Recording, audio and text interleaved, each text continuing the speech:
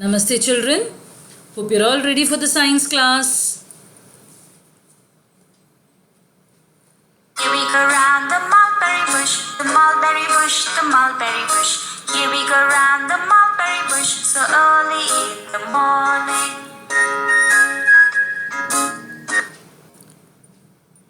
Did you think about this song, children? What information did you get about it? It's a very old rhyme. And the mulberry bush that is mentioned in this rhyme, how was it connected to your lesson? It is on these mulberry bush leaves that the silkworm grows. So the next fiber that we are going to see is silk.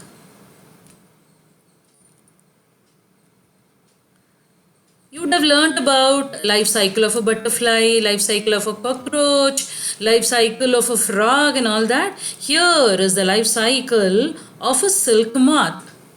The female silk moth lays many eggs on the mulberry leaves. And these eggs hatch into caterpillar. This caterpillar is the larval stage. It eats the leaf very fast and spins cocoon around itself and enters into the pupal stage. Inside the cocoon, it changes into a pupa. Now, it is in this cocoon stage or the pupal stage that people take it to be unwind and for the process of making silk. Okay? It is in this stage that it gets converted into the silk that we use.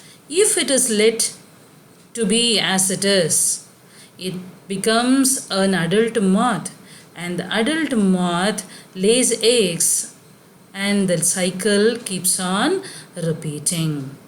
This is the life cycle of a silkworm. These are the types of silkworm, children. The mulberry silkworm, which grows on the mulberry leaves, mulberry bush. There are so many types of silkworm and they live on different host plants. The muga silk. Try to find some information about this muga silk. It's a very famous one. Sericulture. Rearing of silkworms for silk production is called sericulture. This can be a 1 mark question again. The silk moth lays eggs. The healthiest moth are chosen. See, the desirable quality is the best type of silk. So, the moth is chosen first. And after it breeds, it lays eggs and the caterpillar stage. Mulberry leaves are given. It eats again and again rapidly. It keeps on eating for 20 to 35 days and starts forming the cocoon. To form the full cocoon, it takes about 3 to 7 days. And after this, in this stage, after 3 to 7 days, when the cocoon formation is fully complete, the pupa, along with the cocoons, they are put in hot water.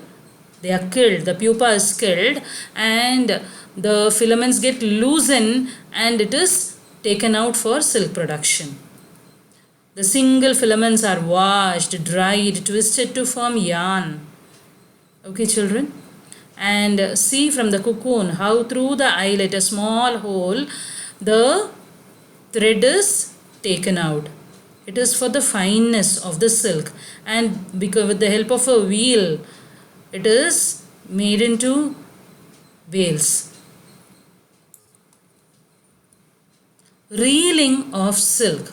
The process of taking out thread from the cocoon for use as silk is called as the reeling of silk. Again, a 1 mark question. Reeling is done with the help of special machines also.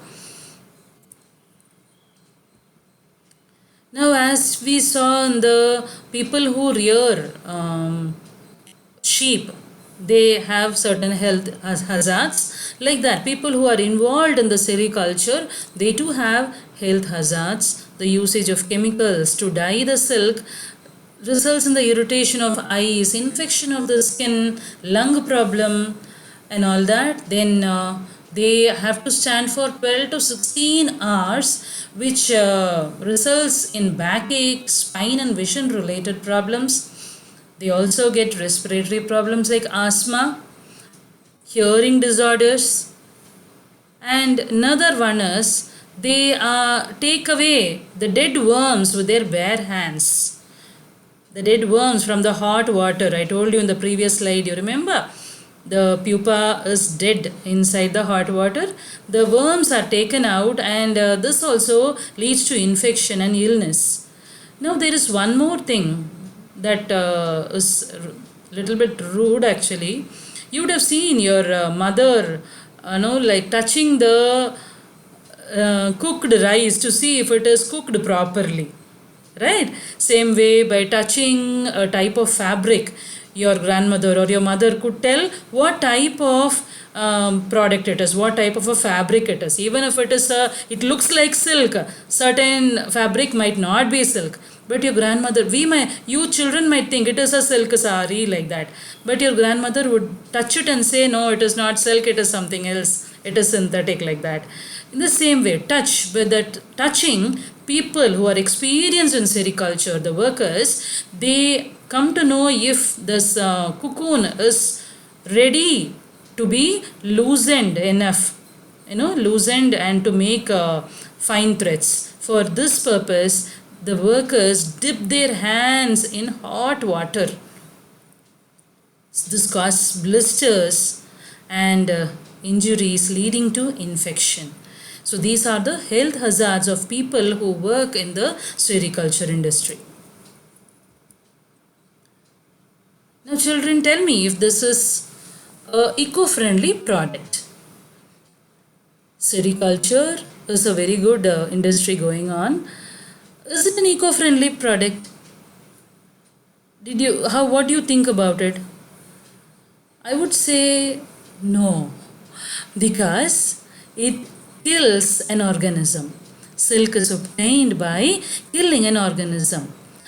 I don't know how many of you know about a president who was there, who was an Indian president, Shankar Dayal Sharma. His wife, Mrs. Shankar Dayal Sharma, she, even though she was the first lady, she was the wife of a president, she never wore silk saris, because she felt that by killing the worms, silk is obtained, and so I will not be a part to that killing. You see, it is everybody's individual decision, but I would say that silk is not an eco-friendly product because it involves the killing of an organism. Okay, children, now see, these are the keywords: shearing, scouring, sericulture, filature, and I'm giving you the summary of the lesson also here. Learn the lesson. It's a very, very easy lesson, and I'm very sure that you will read it with interest.